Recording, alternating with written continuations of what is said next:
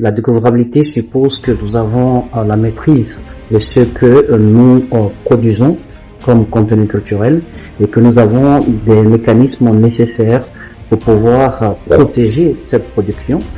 dans un monde du numérique qui va très vite et qui n'attend pas, et que nous avons aussi des leviers nécessaires pour pouvoir, une fois protégé, partager donc ce contenu-là avec le reste du monde. Donc la découvrabilité pour la Guinée, c'est quelque chose d'important et cela passe par la maîtrise de notre patrimoine culturel, et sa maîtrise signifie que ce sont des données qu'on a pu numériser avec l'ambition de pouvoir les protéger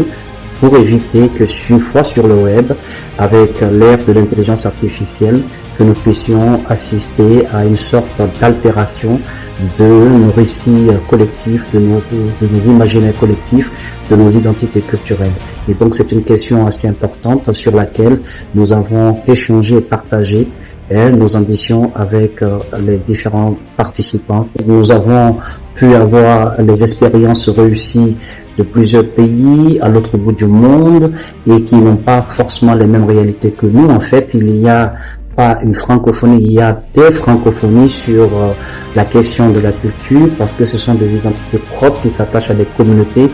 dans des endroits reculés les uns des autres. Donc c'est une pluralité et qui constitue la véritable force donc de cette grande famille. Et donc pour moi c'était très important, intéressant d'échanger avec des homologues d'autres pays